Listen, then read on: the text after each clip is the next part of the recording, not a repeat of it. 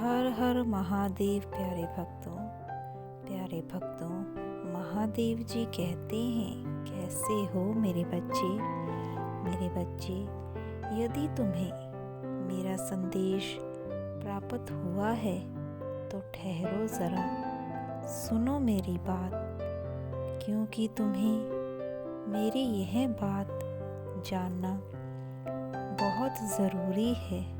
इसीलिए तुम मेरी बताई हुई बात को ध्यानपूर्वक सुनो, क्योंकि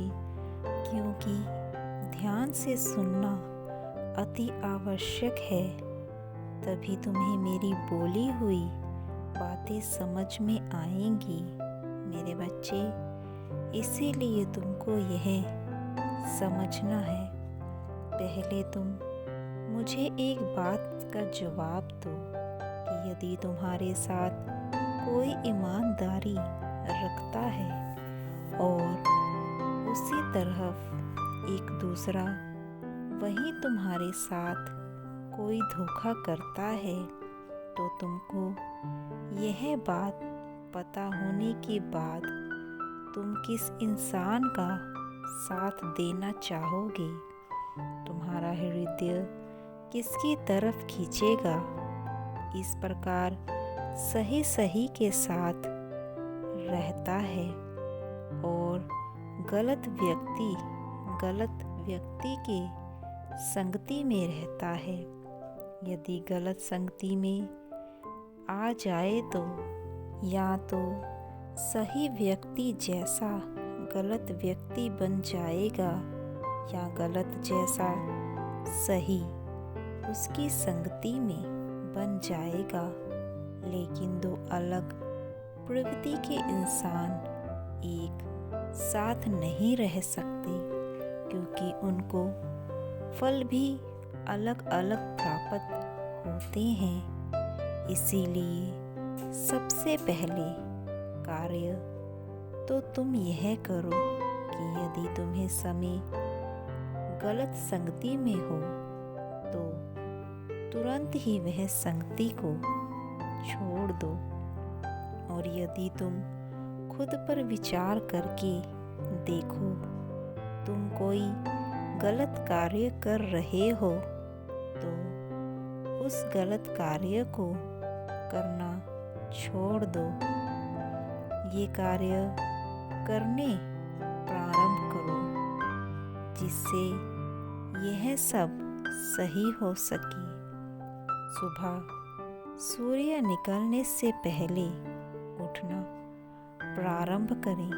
यदि तुम सूर्य को निकलने के पश्चात उठते हो तो यह आदत छोड़ दो और सुबह जल्दी उठकर तुम स्नान करो। एकांत में बैठकर तुम किसी भी अपने इष्ट देवता का स्मरण करते हुए अपनी माँ को शांत वातावरण में एकाग्र करना प्रारंभ करो, क्योंकि एकाग्र माँ की शक्ति मेरे बच्चे तुम्हारे लिए बहुत ज़रूरी है। किसी भी काम को करने के लिए एकाग्रन होना ज़रूरी है। किसी भी मंजिल को प्राप्त करने के लिए एकाग्र होना ज़रूरी है। माँ से शांति और सुख का अनुभव, और अगर तुम्हारे हृदय में शांति उत्पन्न होगी तो इसके साथ ही आपके हृदय में सकारात्मक ऊर्जा भी विराजमान रहती है मेरे बच्चे।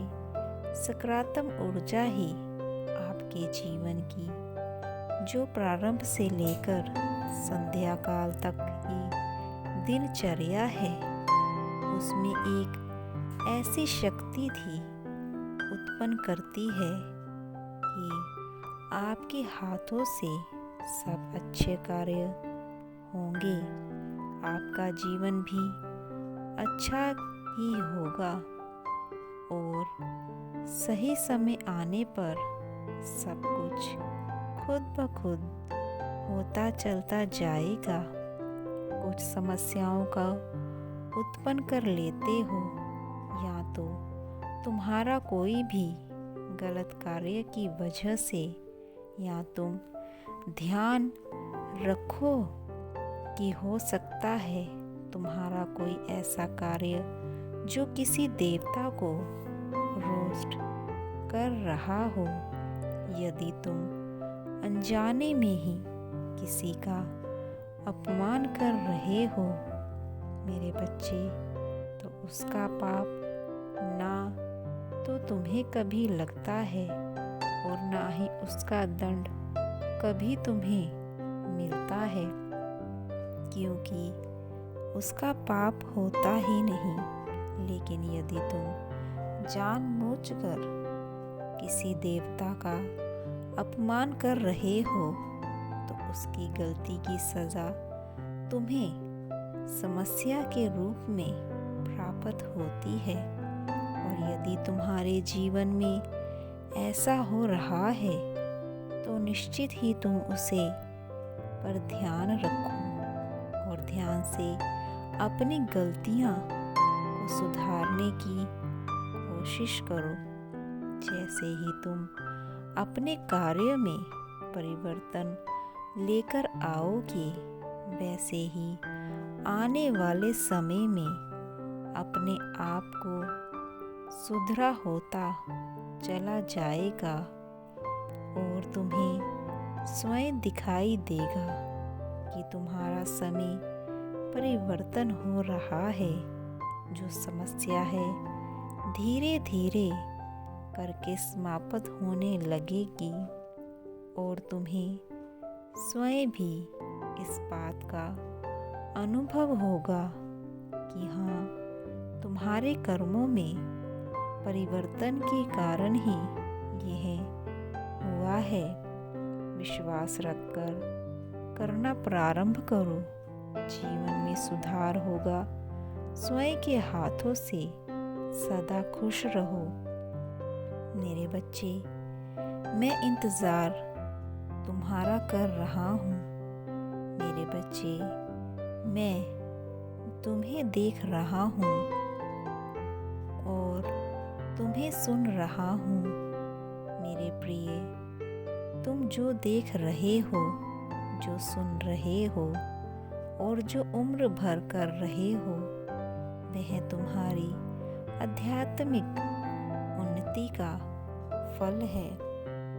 और ऊर्जा के स्टार पर जो अनुभूतियाँ तुम्हें हो रही हैं, वह दूसरों को भी हो ऐसा आवश्यक तो नहीं।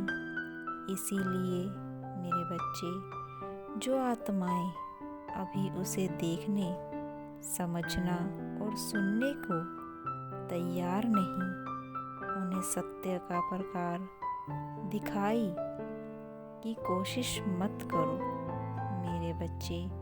तुम वह दूसरों को अंधकार से प्रकाश में लाने का कार्य करते हो। मैं तुम्हारे इस कार्य से बहुत प्रसन्न हूँ। जो भी भटका है वह स्वयं आएगा तुम्हारे पास। कुआं प्यास के पास नहीं जाता है।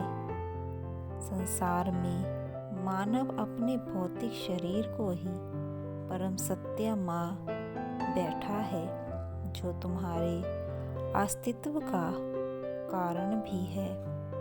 जैसे तुम जल को जी पत्र में रखो, वह उस रूप में दिखाई देता है, किंतु पत्र को ही जल का देना गलत होगा।